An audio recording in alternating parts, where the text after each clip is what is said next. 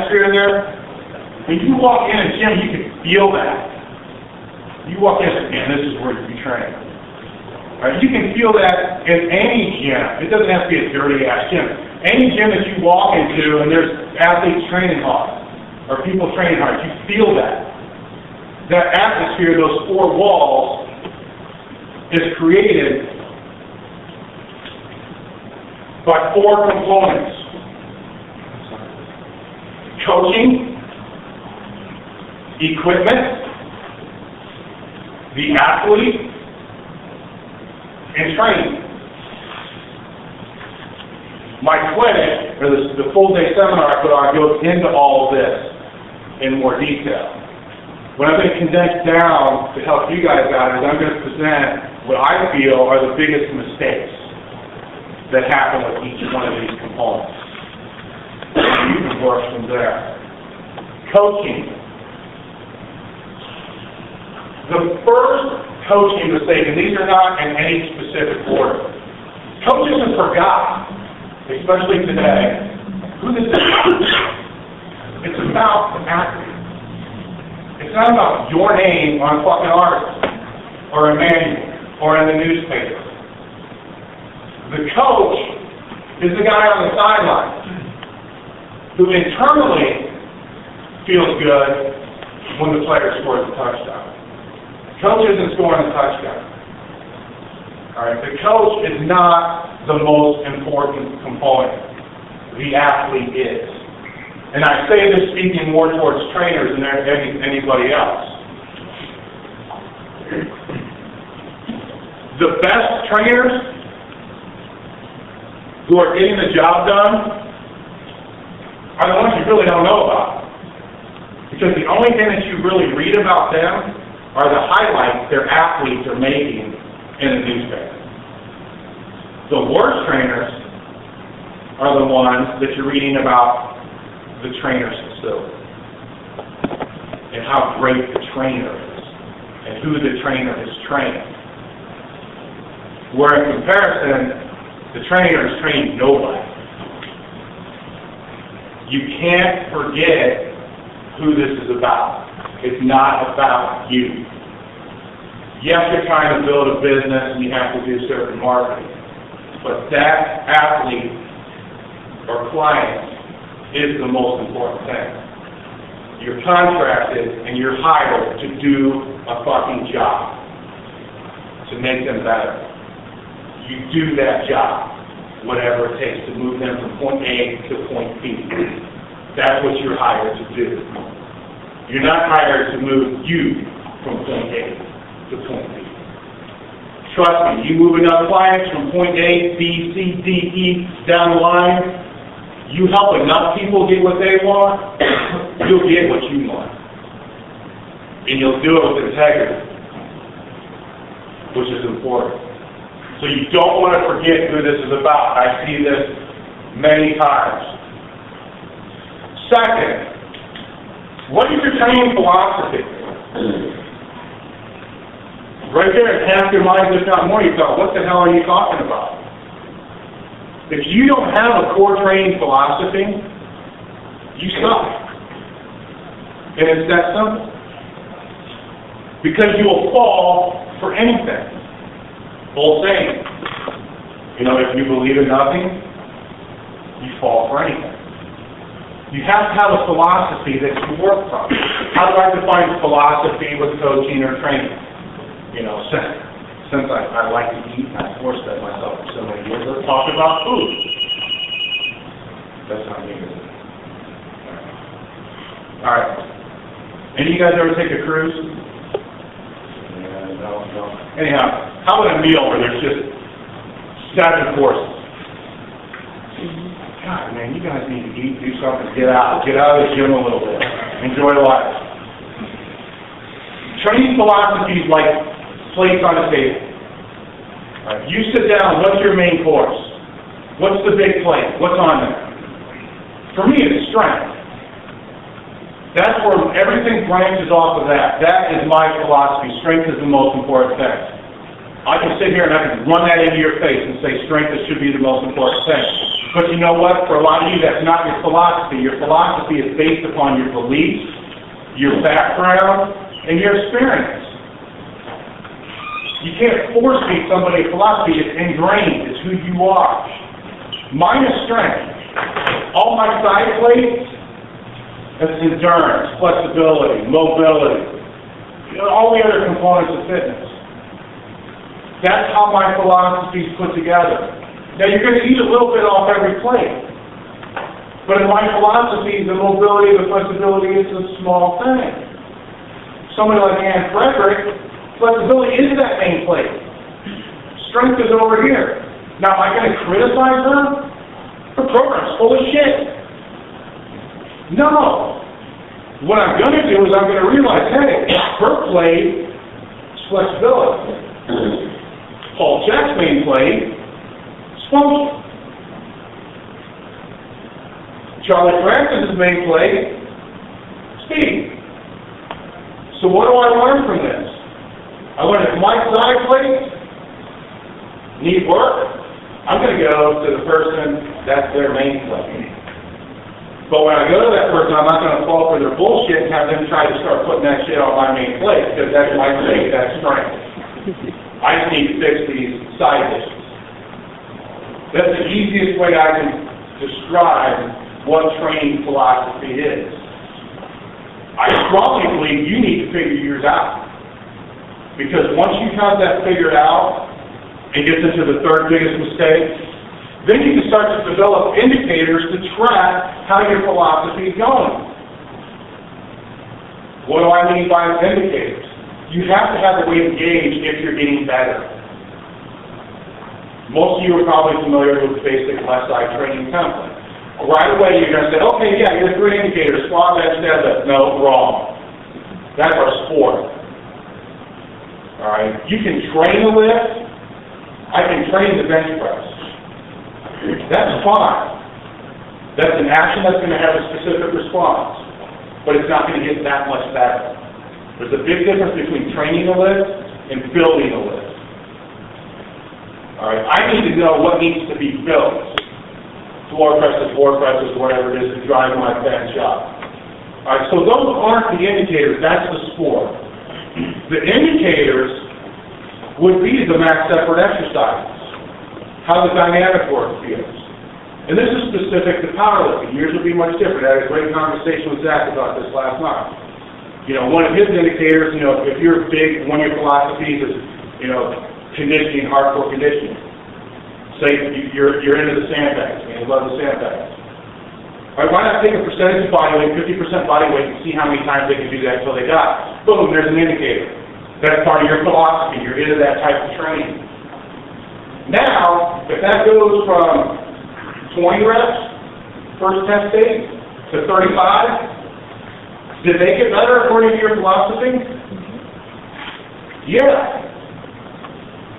Now, if you have 10, 15 different indicators that you can track on a monthly basis or every 6-week basis, all you need to do is to watch those indicators that develop your program. Let's say out of those 16 indicators, you got the sandbag, you got the max effort exercises, you got, I'm just throwing shit out there, 40-yard dash, chin-ups, whatever it is. So you review those after that 6 weeks, and you're like, bam, bam, bam, bam, bam, bam, bam. Nope, that one's off. Chin-ups are way off. Bam, bam. Everything's rolling except maybe the chin-ups and the sandbag. Now you have to go back and look at your training system.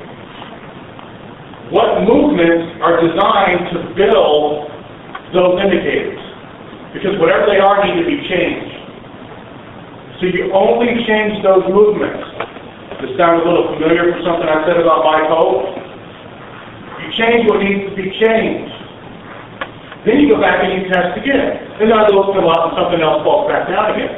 When you have your indicators in place, and they're always going up, it doesn't matter if I come to you and you say, man, your program sucks. Because he's going to say to me, why does my program suck? All 16 of my indicators are going up. No, you suck.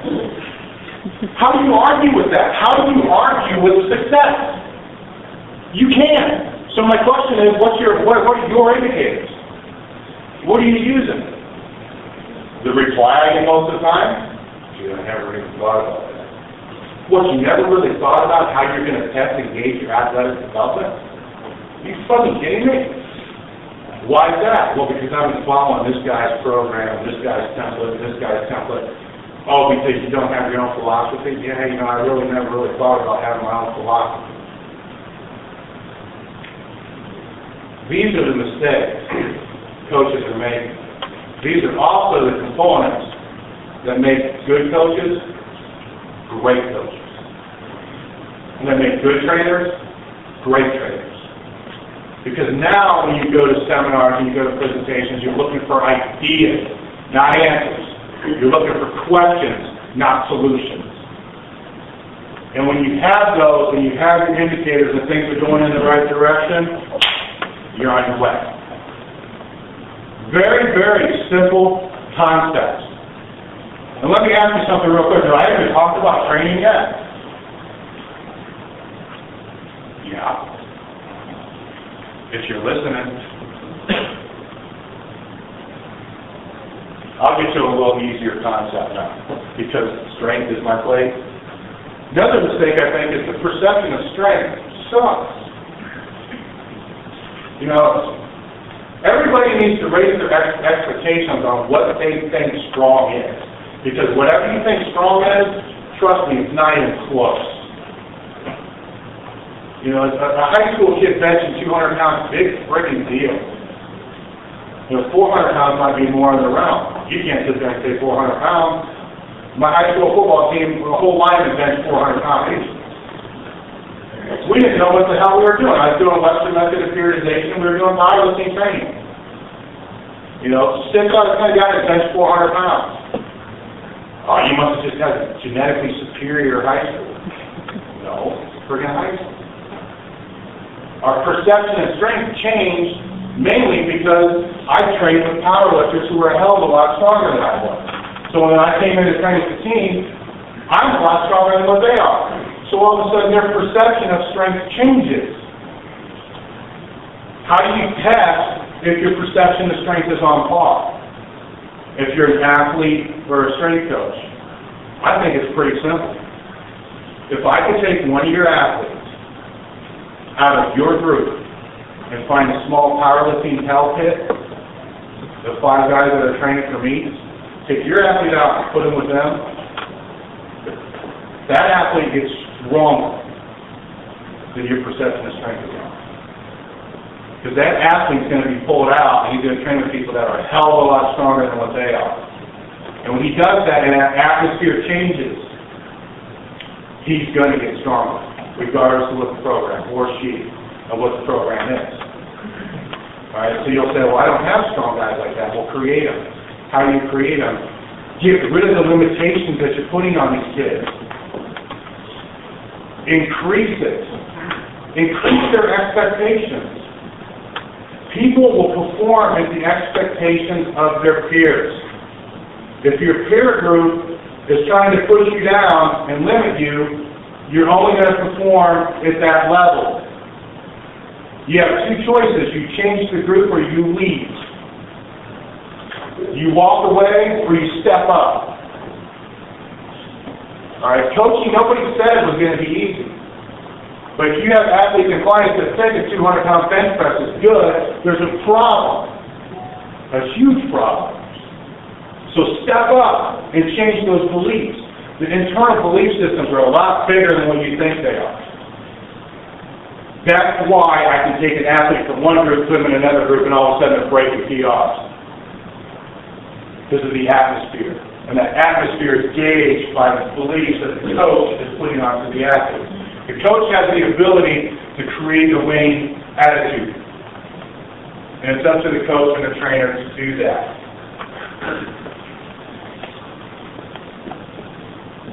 Another coaching mistake, you know, it probably wouldn't hurt a lot of you to actually get under a barbell and lift it.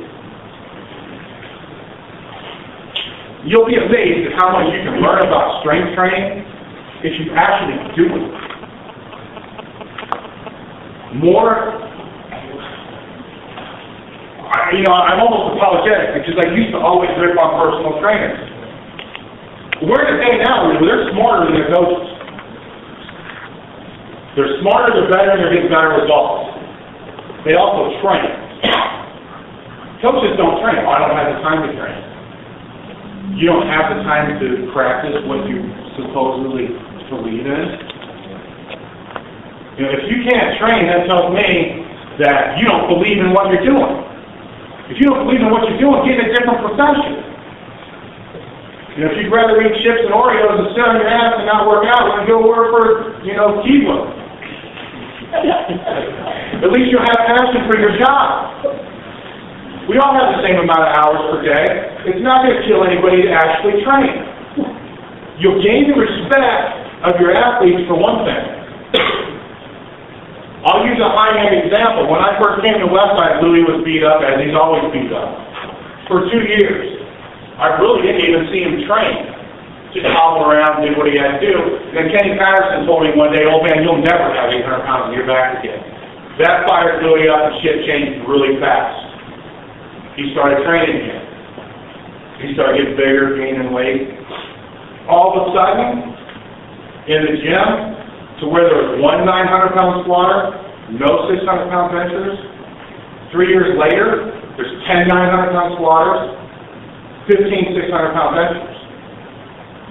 Because he started training again. What does that have to do with us? Everything. Plus his attitude changed and became a bigger prick than what he normally is. But it's leading by example. He would tell us to do things. And trust me, nobody in here has ever been to work with a level and a mentality of athlete that Louis has to work with. I don't care who you have, crack addicts, criminals, whatever it is. You don't have crack addict criminals who have egos and are strong and think they know everything about training and have to make it work. Nobody has that. Well, he made it work. But what happens now when he's training and he's breaking PRs, he's telling us to do stupid shit. Here's what I want you to do, David. I want you to take the strap, put it in the power rack. Put a barbell on your back, walk into the strap, and then lean forward as far as you can and do a good morning. Of course, the only thing I'm thinking is, what about my heels when I bend over? I'm going to flip on my freaking head. All right, now he tells me that when he's not training. Oh man, you're out of your mind. I'm doing this stupid shit. All right, now when he is training, and he's been doing it for 3 weeks, and he says that his deadlift's gone up, and you've seen his deadlift go up, I'm the first nitwit to step in there and put the strap around my waist and bend over with the weight. And realize real quick somebody needs to stand behind you and hold your heels down. But you do it. And why do you do it? Because you have the respect of the coach, because he's doing what he says he does. It's not being pulled out of his ass. That's probably the biggest reason you need to train. Outside of health and perception and strength and about a million other things, your athletes need to see it. They need to see you believe in what you do. Because if you are working with athletes, how many people here work with athletes? I'm making assumptions here. Very good. Okay. Football players, basketball players, whoever you're training. Say you're training a football player. Do you think they really give a shit about the weight room? The football players. Where's their passion? It's on the field. All right? The weight room to them is like me going out and running sprints. I don't want to do that shit. I want to be in the weight room.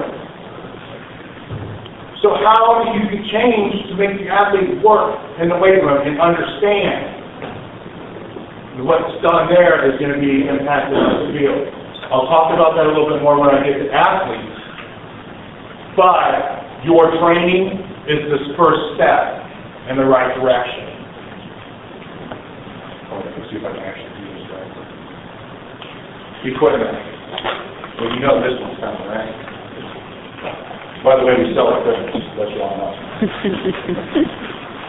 This was actually a component or one of the walls. I kind of debated on putting in here.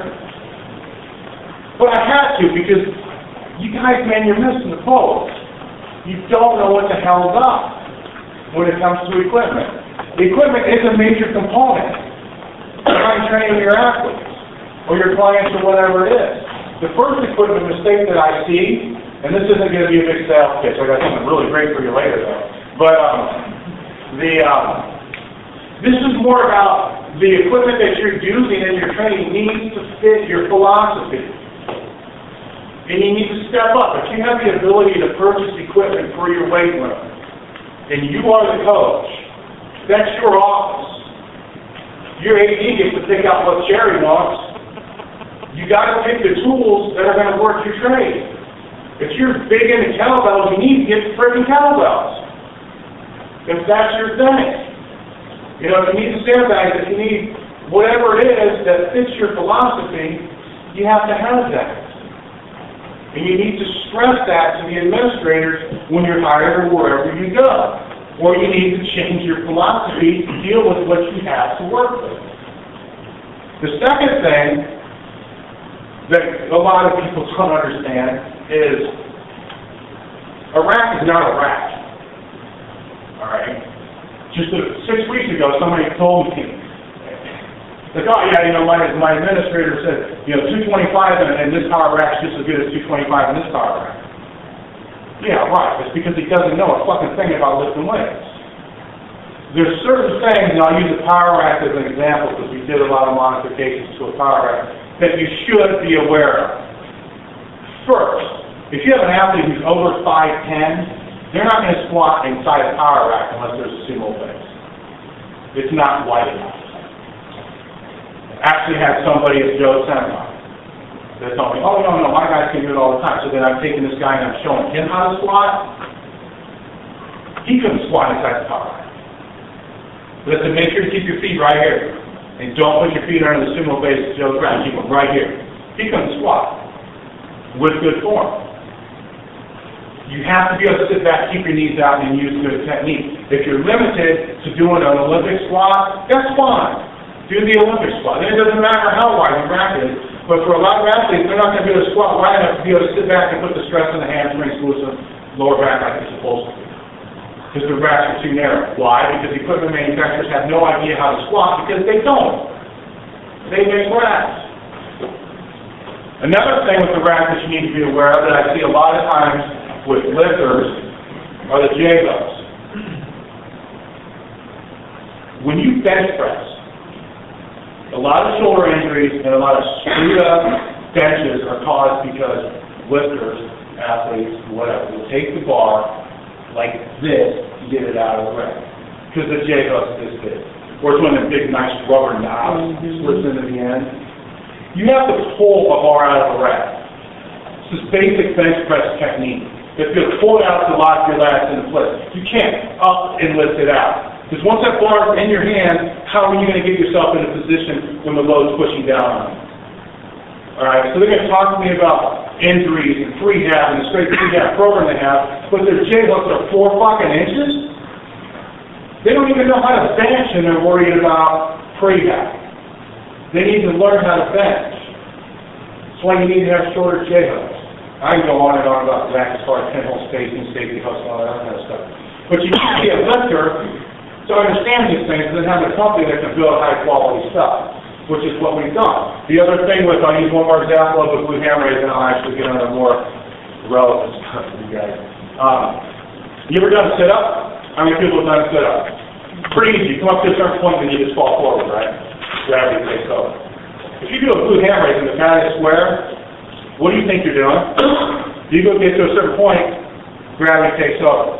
At the top of the movement, when the glutes and hamstrings are supposed to be doing the most work, you ever sit up on an incline bench? A little bit harder to do it. You feel it a little bit more in your abs, don't you? That's why there's a pad angle on a glute ham raise. That's also why you don't see a pad angle on any other glute ham raise out there. Because what everybody else does is they take a back raise and call it a glute ham raise. And it's not. And there's a big ass difference if you try to do them on an angle pad and a flat pad. Last point of equipment is going to be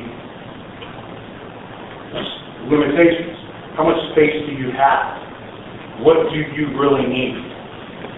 Some of you guys are working in 1-car garages, 2-car garages. Man, you've got to get the basics. And the first thing, obviously, is power rack. The most important. Power rack bars, plates, I don't care what you get from there, you can train anybody with that. To be honest with you, you can train anybody with what you have in your garage right now, if you have no equipment. You go take the lawnmower, push it around the yard, and never turn it on. There's a modified crawler.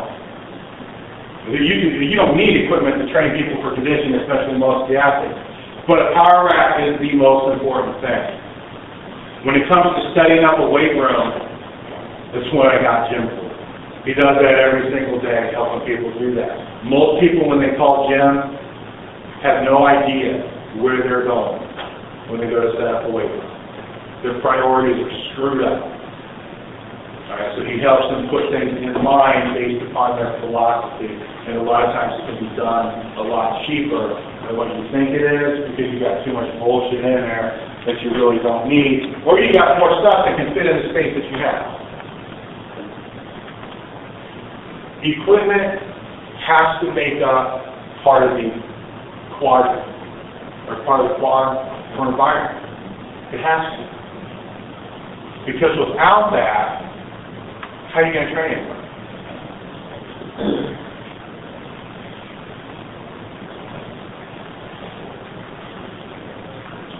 Training. Oh, God. With training, I kind of touched on some of this already. The philosophy is going to be the most important. The second thing is, I strongly believe, and this is where I'm going to start throwing out a lot of my own philosophy, I strongly believe that you need to use the repetition, dynamic, and active method. All three of them. In some form or another in your training program. I also strongly believe that they're going to weigh on different frequencies than what most people are used to. For example, everybody wants to have things in nice 3-week blocks, or whatever it is. You can't weigh the training as a whole. You have to weigh the methods of the training. The repetition method, which is basically, I'm going to make it simple, these guys are going to speak more about this later, is just bodybuilding method. Sets and reps. You can do a bodybuilding exercise and make progress on that movement for a while, probably 4 to 6 weeks. You really don't need to change the movement because of the parameters of the repetition method. So it doesn't have to change every 3 weeks. It may actually be better for a lot of people to cycle in longer waves so they can get more out of the exercise. Actually, what I would suggest is you stay on that movement until you quit progressing. Then you get off of it. So if it's dumbbell presses, you're going to stay with the dumbbell presses as long as your reps are getting better or your strength is getting better. And you just stay on it. Man, it could run for 6 weeks, 7 weeks, 8 weeks, it could run for 3 weeks. When it quits progressing, it's out, boom, and new. So it's going to cycle, and just picture this. And it's going to cycle in a wave like this. Max effort method, just limit absolute strength development, which is lifting heavy stuff, which you need to do, for 1 to 3 reps. That's going to cycle on a different frequency. It needs to change more frequent depending upon how you utilize the method. A beginner can probably use the same max effort exercise for a longer duration, 3 weeks. So now you got the repetition method spinning out here at 6, and this is spinning at 3. Okay, after 3 weeks, they don't progress, you change it. The dynamic method, speed work, it's usually going to be about 5 weeks more for a beginner on different 5-week ways, which we have manuals to show you all kinds of different dynamic method ways. There's articles, there's all kinds of stuff to show you that. But there's different dynamic ways to elicit this response. That's going to cycle for 5 weeks. So now you got a disc spinning down here at 5, 1 at 3, and 1 at 6. There's no clean-cut way to say 3-week block. You go a 3-week block, now you just limited the gain that you could get from the repetition method. Now you got to modify your dynamic work just to fall in line with the max effort stuff, which may not end up that way anyhow because they may only give it you 2 weeks. So the solution is you get rid of the block and you cycle the methods. And you become smarter about how you cycle the methods. I wrote an article not too long ago. There's a two-part series on, I can't remember what it was called, the methods of max effort. Very simple concept. You know, everybody thinks the max effort method is working up to a 1 rep max. That's one way. But if you do that, you're going to beat your ass into the ground because you can't handle it. But there are different things that you can do to still do max effort work. You can break from it and do repetition work, which is a simple solution. But what if you just did concentric only max effort work? A pin press that you let the bar fall after you lock it out. Or you do good mornings off of chains. Or a pin pull. Now you're doing away with the eccentric action, which is going to be what? Have less stress on the body. So if you're starting to get beat up from max effort work, your athletes are beat up from max effort work, but you're not ready to take them completely away from it or give them a break, you throw in a concentric only max effort exercise. That's built-in recovery. That's one of the reasons why at Westside we did so many suspended good mornings, suspended squats, pin pulls, things that were concentric only. That, in short, was a deload. In contrast, you take an exercise like a pin pull, pulling into a pin for an isometric contraction or an isometric pull for 4 to 6 seconds. All out max effort, bust your ass, you know, eyeballs popping out of your head. That's extremely demanding. You hit something like that that's got a long recovery protocol, that next max effort week, it either has to be concentric only or no max effort work. And I outlined all these in the article, so I'm just reviewing it now because people don't understand how to weigh a max effort method. You're just thinking, oh man, you just work up to single. That's what they do at Westside. You know what? I was in Westside for 12 years. Don't tell me what we did at Westside. I was there. I know exactly what we did and what we didn't do. I know exactly how frequent we did balls out max effort work. And I know as the athletes and as the lifters got better, less max effort work was done. And more conditioning work was done. But if you try to pound and pound and pound and pound and pound, progress is going to halt. Screeching halt. And if you limit the repetition work, you're going to have problems. Because right when they start to really be able to make gains in stress, you're switching it. Now there's a whole other series that we can put down here, which would be the things that Mike and Eric and some of the others can talk about, or what you could call prehab, which is just a word which is lack of a better word. Those movements are your rehab movements, and they can't change. And that's going to run for about 6 to 8 weeks. It's about a 6 to 8 week magic mark that I found. You'll do something for 6 weeks and not even notice any progress whatsoever. And from what I've seen with every one of my injuries, about that 6 to 7 week mark, wham! It's like all that progress just came at one time. Now the smart thing to do is to continue doing it. The dumb thing to do is say, fix, right back at it. Dynamic training. I'm a strong believer in dynamic work because that's all I had. All right, so this is the biased opinion. I was never strong, ever. My max effort exercises were 60% of what people my strength in the gym were doing. My max effort squat lifts, deadlift lifts were equivalent to about a 650-pound squat. And that's not slacking, that's busting my ass. I was never strong. I was explosive as hell. So I built on my strength. That was the dynamic work. The best meets I ever had, I basically got rid of my max effort training the last 6 weeks and just focused on trying to develop as much explosive speed as I possibly could. Because you have athletes who are strong, athletes who are fast. Right? I think you need to build strength. I'll talk about building your strengths here in a little bit as well as the next slide. That's where my focus was. If I just focused on building max strength, my strength always went down because I couldn't generate force, which is how I lifted the legs. And body was back then when I was actually somewhat explosive and strong. There was nobody, and Jim may be an exception, nobody in the gym who could explode with a weight like I could, with the dynamic work. Nobody. That's where my strength was. So dynamic work, if somebody, and I read this all the time, I'm already fast, I'm already explosive, that's why I don't do it. Now what a freaking mistake that is, because I didn't do it, and my lifts were 150 pounds less. It has to be done. Now for athletes, you don't need to do dynamic work. You don't need to do dynamic bench presses. If you don't believe in a bench press, it doesn't fit your philosophy, there's medicine balls. There's plyo push-ups. It's a method. It's not an exercise.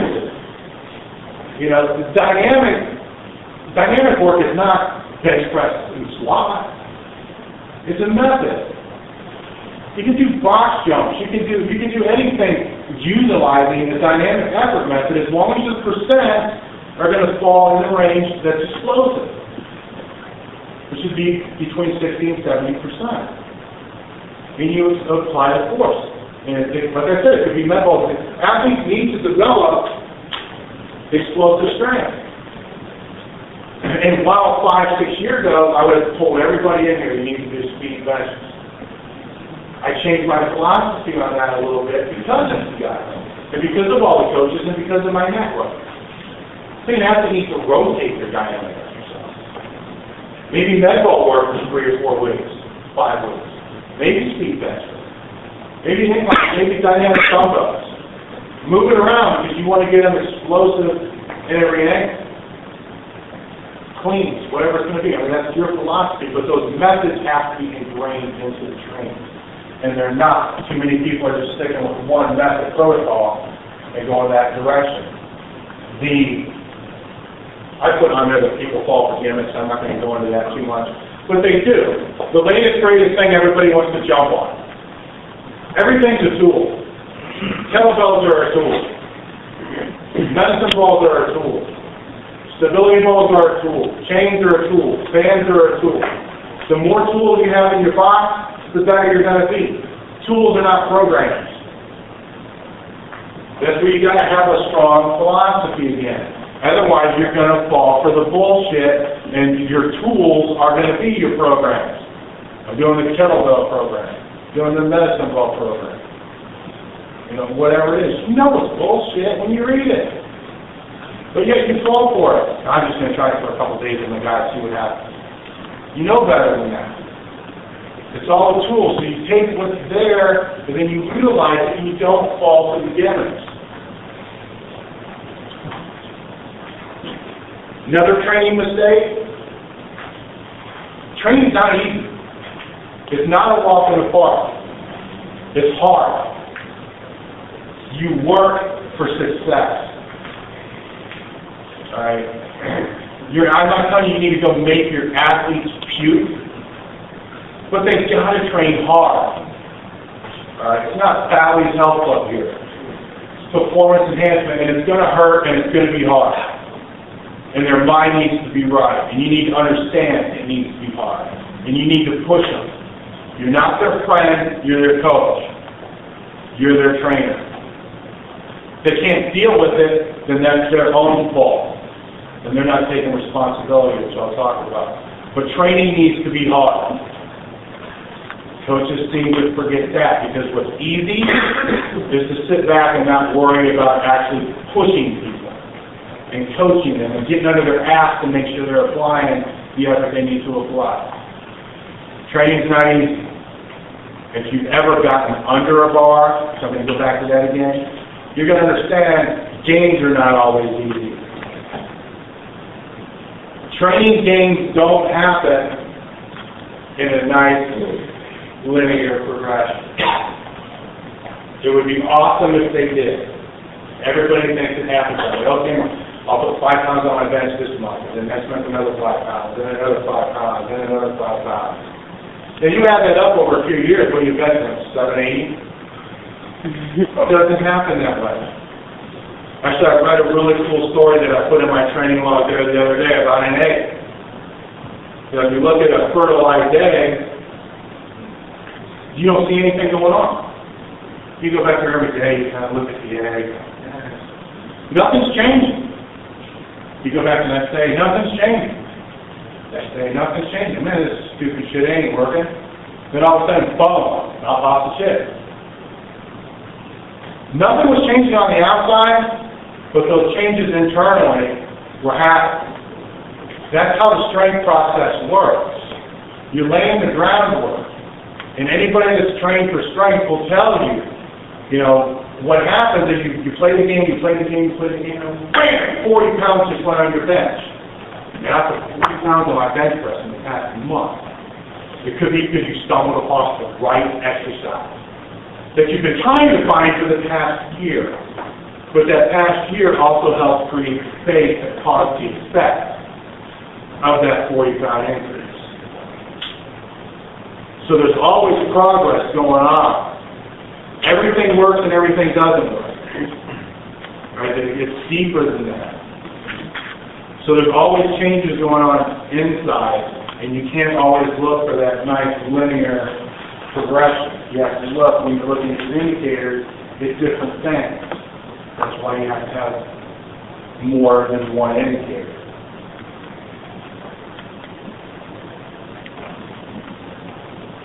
The athlete. Obviously, you can have great equipment, you can have a great coach, and great training, but you still need one more thing, right? That's somebody to work with. And that's where the athlete comes in. First mistake I see with athletes,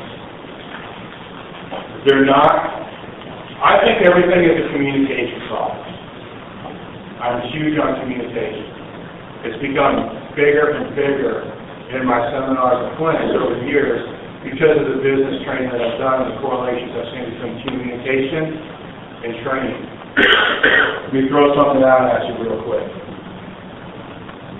On a day-to-day basis with the clients and the athletes that you work with, how much of your knowledge do you use? Would you say it's 100%? How many people would agree it's probably under 10%? What about 20%? I'm trying to figure out what the majority of the room is here. Send me a vote. Hands up, 20% or less. All right, 30% or less. So everybody else feels that you're using 60 to 70% of what you know on a day-to-day basis with your clients. Are you kidding me? Because you don't know shit. So let's just assume 20% of what you know you use on a day-to-day basis, which I actually think is pretty high with your average client and athlete. Okay.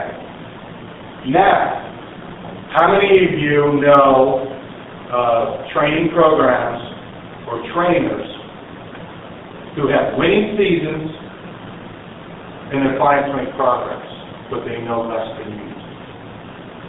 Every hand should shoot up right now because I get emails about this and we see it on the Q&A all the time. You know, this nitwit doesn't know shit, but yet they keep winning. And this trainer doesn't know a damn thing, but he's got clients all over the place. So they know less than you. But could there be something else going on? If I went out and hired somebody with a communication degree, advanced education on communication skills, reading nonverbals, and being able to read people's body language, tone of voice, and know where their core beliefs are coming from. If I hired that person and said, I want you to be my strength coach, how much success would they have? They'd have some success. How much more success would they have if I took that 20% you said you use on a day-to-day basis and said, here's your program, already created for you. It's the 20% that you use that we'll all agree isn't that freaking complicated. Here's your program. Go train my athletes. How much success are they going to have? Here's the thing. If I was to ask them on a day-to-day basis, what percent of your communication skills do you use with athletes? They're going to tell me the same thing. They're going to say, honestly, based upon everything I know about communication, maybe 20%. But did we just not give them 20% of training skills? So now they're banging away at 40%. You're not skilled in communication. You're banging away at 20%. And then you wonder why the guy who's got better communication skills is doing better? Communication is everything. If you can't coach and drive the point through to the athlete, they're not going to get better. If you have somebody who learns visually, and I'll just throw this out as an example. Say you're behind them and they're squatting. And you tell them, knees out, knees out, knees out, knees out. They're just not freaking doing it. They're not an audible person. And if you can't pick up on that and realize maybe you need to say, picture your knees out. Picture your knees out. Now all of a sudden, wham! Their knees are out, stuck, and they never go in. Because you're proficient on your communication skills. If you know something's not working, your process of teaching is growth. If an athlete's not progressing, it's not the athlete. It's you. If they don't understand the training and how it relates to the field, it's because you did a poor job of communicating it. You have to communicate to people in different means, which they understand and they know. An athlete, like I said before, knows football. That's their thing. They don't know weight training. They don't care. It doesn't relate to them. What if I had a tailback and he's doing dynamic work? And I'm trying to teach this guy to freaking explode. He doesn't understand it. He doesn't care. Then I pull him aside. And I say, let me explain something to you. If you blow off of this box as fast as you can, this is going to help you to develop the strength that you need to get to the hole a little bit faster. Now, you know those fat-ass linemen. They're not going to get out of the way any faster, right? Because they're lazy pigs. Look at them over there. They're sitting there, they're not doing anything. You know, they don't do shit. So if they're not going to make themselves hold that hole a little longer, but you could get there a split second faster, do you think that possibly you might get more yards per game? And if you get more yards per game, you know, we're dealing with college athletes here. If you get more yards per game, what does that mean at the end of the season? Actually, what does that mean at the end of 4 years? When the draft comes around. Now are you in the NFL draft? And actually, if your yards are up high enough, are you in the first round? Are you getting paid? Usually with a lot of these guys, you start talking getting paid, he's jumping off that fucking box faster than you've ever seen before in your life. Because now I just communicated something to him that he understands. It's not about the box squat, it's about yards. Now he understands that. Other people, it's about getting strong. They want to handle more weights. You know, so it's going to be related that way. You have to look at the learning process. You need to study the learning process. Communication is a skill. It's not something you're born with. It's something you develop, and it's something that you learn. It's something you need to pick up on. And if you master that, your training program will go through the roof. Because it's not as much about training as what people think it is. Now, the athletes also need to understand that they need to take responsibility. You can't do everything. They have to get under the ball. They have to do the work. And they have to communicate that to you how they feel. Most athletes that I know, as I said before, don't understand that.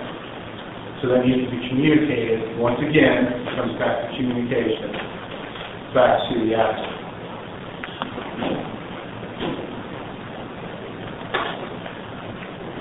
Lastly,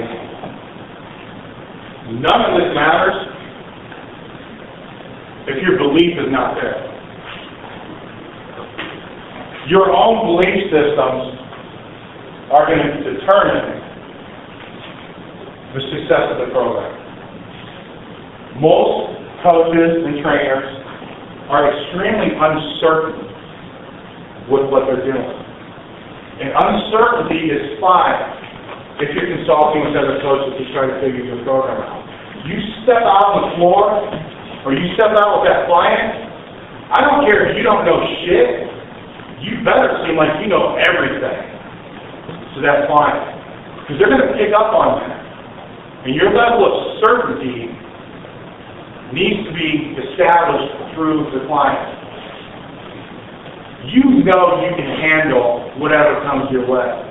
If that uncertainty shines through, your success you may as well forget about it.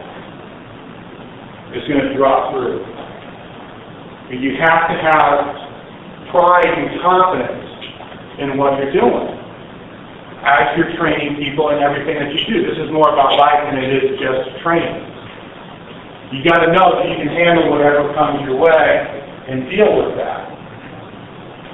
Networking is another component of certainty. I said before, I don't know anything. But I know none. So my level of confidence is through the roof because you're not going to throw a single thing at me. I can sit up there right now and say, you know what, you ask me any question about training, I don't care what it is. You're not going to set me back because I know I can either bullshit the answer and make you believe it, or I'll find somebody else that can do it. I actually did this in a seminar in California, and James was cracking up the whole time. I convinced 90% of the room that seated calf raises would make their bench press go up. Think I'm joking? If your calves aren't strong, you can bench either one of two ways. Put your feet right up front and drive your feet through the floor. If your calves aren't strong enough, you're not going to be able to generate the force through your heel into your lats to be able to drive the bar off the chest. That's your basic support.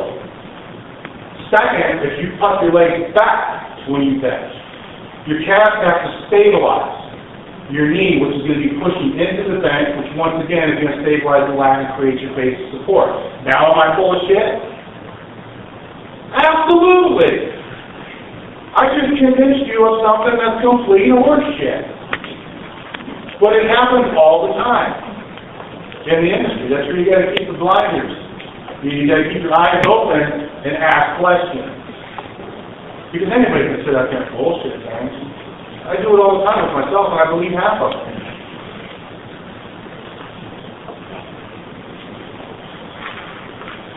Execution. This is a big one. Everybody talks about what they want to do, but yet they never do it.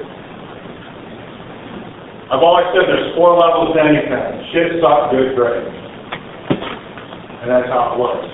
So if you're down here in the shit range, to go from shit to suck, that's a big, big step. I mean, that's a staircase of, 1,000 steps. That's the person that says they're going to diet, then they actually go on a diet. It's a huge jump going from shit to suck. Big. Going from suck to good, that's another huge, huge jump. Going from good to great, it's about 3 steps. Nobody takes. Because they don't want to go the extra 3 steps. I mean, it's those 3 steps that are going to make the difference between high-level success and mediocrity. It's the 3 steps that's going to make the difference between if you succeed and your team succeeds. It's the 3 steps that you know when they come. Because you say to yourself, man, I just want to chill out right now, when you know you shouldn't. It's the 3 steps that are when you say, man, I really need to write this manual. But you don't. When a need becomes a want or a should becomes a must, then execution happens. This is the same with the coaching, it's the same with your clients, it's the same with yourself. If something you're doing doesn't become a must, don't ever expect it to be done. Because when it becomes a must, there are no other choices. There's this to that. Everything in the way doesn't matter. Because as you're pushing that way, you know you're still going to end up there because you have to. If you don't, then it's not a must. That's what creates winning traditions. Is everybody synergistically views that goal as a must. It must happen. And when it must happen and you cut off all possibilities of anything other than that, it has to. But most people are afraid to make that level of commitment. Because now you're accountable. When it becomes a must, your excuses don't count.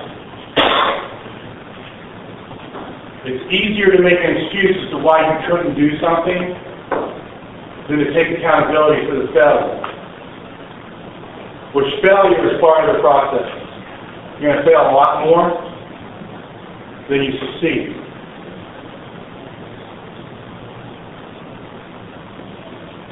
The last point I'm going to cover with belief deals with contributions.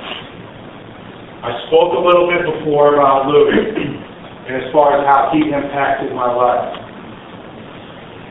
Every one of us along the way to where we are have all been impacted tremendously by certain people who help us along the way. When I started doing seminars again in the past year, I made a commitment to myself that there were always going to be 2 people I was going to thank for helping me get to where I'm at today. The first person was a wrestling coach that I had named Bill Mull. I'm a junior high school wrestler, never won a match in my life. Couldn't do a chin-up. You know, those little, I don't know how old any of you guys are, but we used to have physical fitness tests in school, and I sucked. I couldn't do anything. You know, I flunked everything. I wasn't a fat kid, I just sucked. Always picked last. Well, I wrestled, I don't know why. I mean, I got beat for 3 years straight. My mom was like picking me up one day, and I'm running the stairs. At some point, something just hit me. That's funny, I'm sick of this.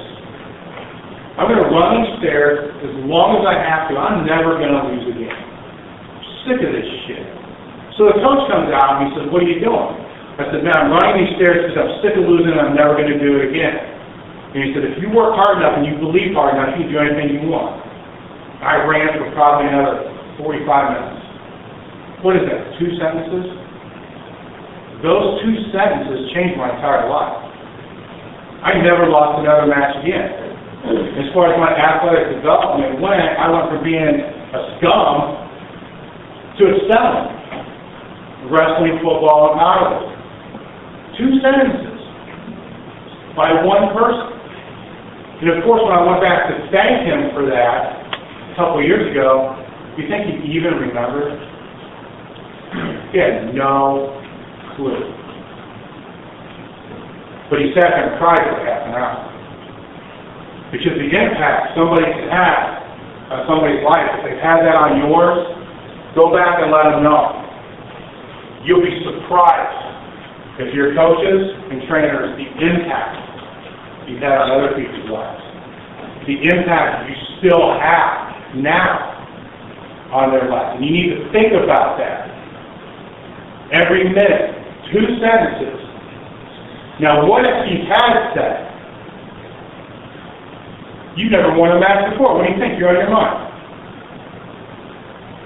I strongly believe I wouldn't be standing here right now. I'd still be packing up Sunny Delight orange juice in a factory somewhere. 7, I wasn't the most studious student in the world. Call it learning disabilities, tracking, whatever you want to call it. I barely graduated high school. You needed a 1.6 to graduate. I was actually being recruited by Tate. Didn't take me, because my grade point was 1.59. You needed 1.6 to graduate. Now, here's the cool part. I had weight training class from period 1 to 5 every day my senior year. The coaches loved it because I set it up so there was lunch, like period 5. I had like study hall, weight training, study hall, lunch. So I got passes out of study hall for weight training. I trained my ass off. Then I trained at night. I did a double split. I didn't know what I was doing, but I did it all the time. So the principal did me a favor and gave me credit for some of the weight training courses that I shouldn't get credit for. So I could graduate. I got 8 of those. And anyhow, I decided to go to college. I go to college, and what do you think happened? I flunked out. The highest level of any course I took was 10th grade college prep English as a senior in high school.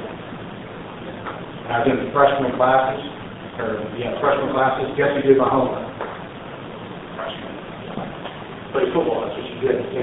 I had a lot of things taken care of for me, which I don't know how much it happens today, but I can remember countless times, math tests or whatever it was.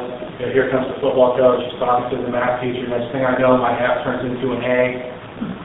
Or it was just enough to get me to a D. And to me, a D was cool. Thank God I had a D, because I got through. I passed. And that's the expectations that were created. So I go to college, I flunk out, I come back. And the one thing I did find in college, though, was really cool. It was called library. Cool as hell. Now, I had no idea how to use anything. I just found the strength and conditioning section. Soviet sport reviews, NSCA journals. Man, there was shit everywhere. I spent hours in there photocopying and stuff, reading everything. Because now this is my shit. I never went to class. All I did is train to go to the library and read about strength training. But I started applying all this stuff, and my list started getting a lot better. I went, wow, man, this is cool. So I flunked out. So I go home, and I'm in the high school parking lot outside of the weight room, and one of my coaches comes up to me and says, hey, how's everything going? And I spend 20 minutes just ripping out training stuff. Like, man, this works. I tried this. He's all over it because he's a lifter. He loves it. He said, not what I really asked him. It's not school doing it. Not school. It ain't for me. I said, I don't know who I was kidding. And I said, I barely graduated from high school. This stuff, it ain't for me. It ain't my thing. And he looked at me and said, you're not stupid, you're fucking lazy. And then he went on to proceed to tell me that how could I learn all this stuff about strength training and regurgitate it back after only reading it once and not learn anything else unless it was just me being lazy. And it wasn't a physical limitation, it wasn't a disability, it was that I wasn't taking the steps necessary to advance. Without him, I wouldn't be here right now either. Same with Bill Shue. I wouldn't be here right now either. I'd be taxing his planes of my own shoes. I went back and graduated with a 3.9 grade. Contribution, for me, is huge. That's why there is a Q&A on the website. That's why I try to find the best people on the website to help you guys, to give back. Because every one of us has been impacted by somebody. It may have been somebody you were in the weight room doing curls wrong, doing pull downs wrong. Somebody at some point walked up and said, hey, can I give you some advice? Why don't you arch your back a little bit, keep your chest up. It helps you. Nowadays, that doesn't happen. Trainers are going to sit back, they're going to watch this guy, thinking, man, look at this kid over here, fucking sloppy-ass curls, looks like shit. I see it all the time. I see the emails from him. And they laugh about it. And the kid don't know any better. Walk the hell over. Ask him, hey, can I give you some advice? Did somebody do that for you? Maybe, maybe not. But sure the hell did for me. All the way up through my career. I'm going to make it a point to walk over there, to put the Q&A up, to put the articles up. Not so much for y'all, because I owe a lot of people. A lot of people. I owe a lot of people in this room. I owe a lot of people along the way. The only way I know to pay back is to keep putting out, to keep contributing, or contributing. If you want higher rewards in your life, try to give more. And don't expect anything in return. Throw it out there and see what happens. You'll be surprised at what comes back. And if you don't think you owe anybody, I'll throw this out again. Do you read the Q&A? Do you read the articles? What do you think for? You owe somebody. You owe me, you owe the guys on the Q&A, and you owe the office. To make strength and conditioning in this country what it should be. The guys that are going to be presenting today represent what's good about what's going on in the industry. I've read enough about what's bad, and I've seen enough about what's bad. What you're going to see today and tomorrow represents the good. Quit looking at the negative, start looking at the positive. And utilize the information, because there's a lot of good out there. And if we can take that good and give it to you, and then the only thing that we have to return is spread it. Then we can make a difference. Training will change. The nitwits will go away. Because nobody's going to listen to them because they're going to see all the bullshit. Now, I told you when I started, I had a couple really cool things to let you know about. You're going to find out now that I actually own and run a business, by the way. The first thing is, I need Doc over here to say, we have a problem that's over here.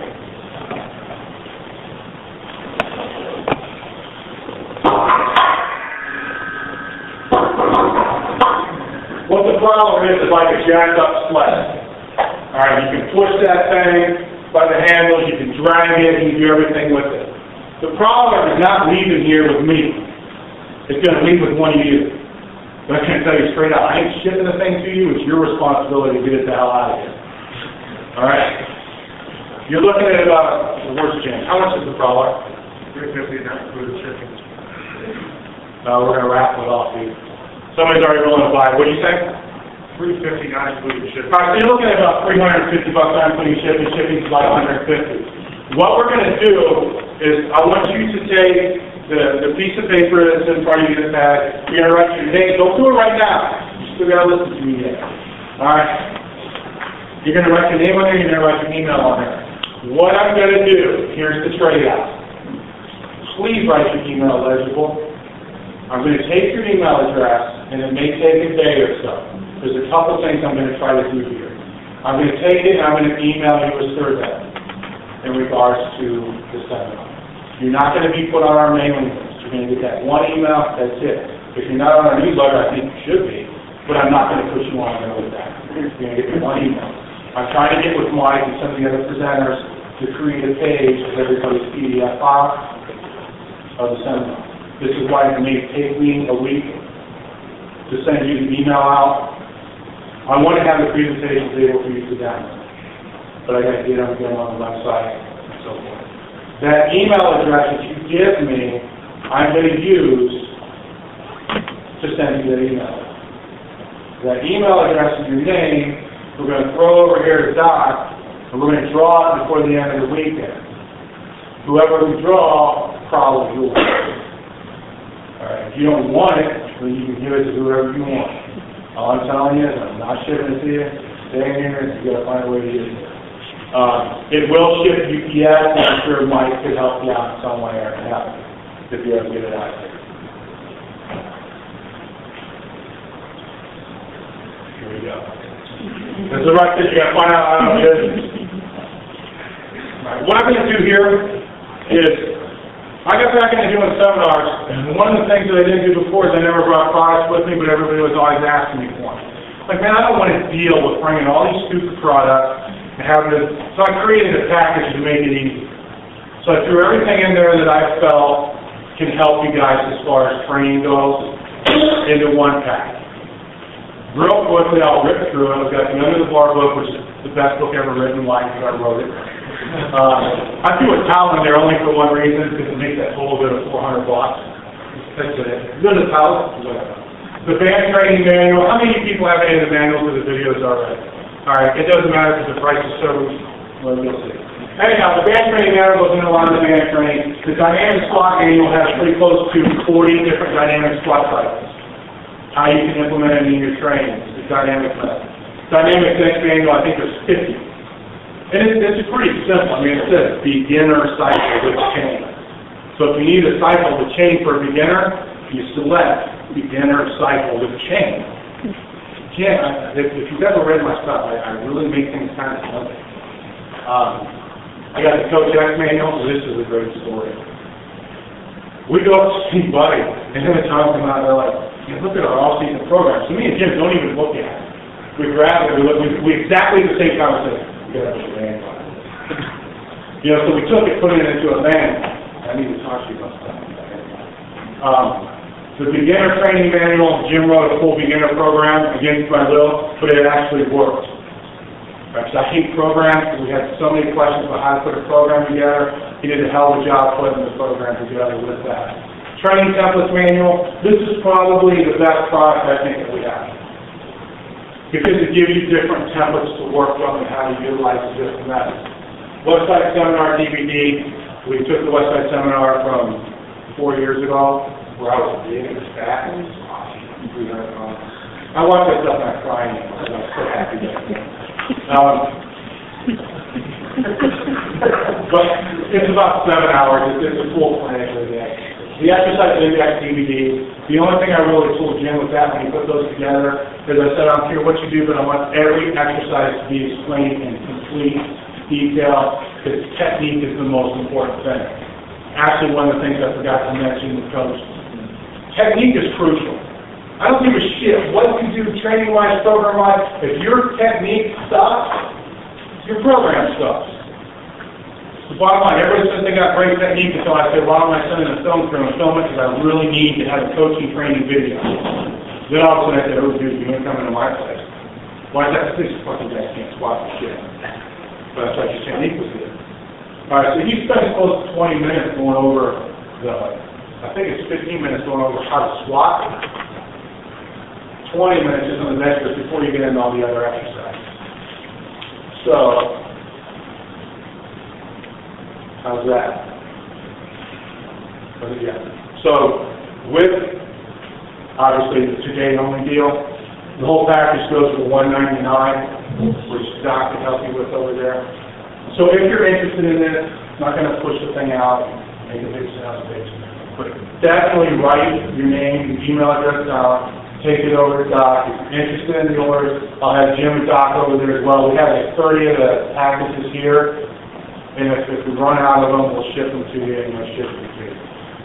Other than that, I want to thank all you guys for coming. You know, I'm honored to be able to stand up here with my background and actually have people that want to listen to me. So I want to thank you for that, and I hope you guys learn a lot this week.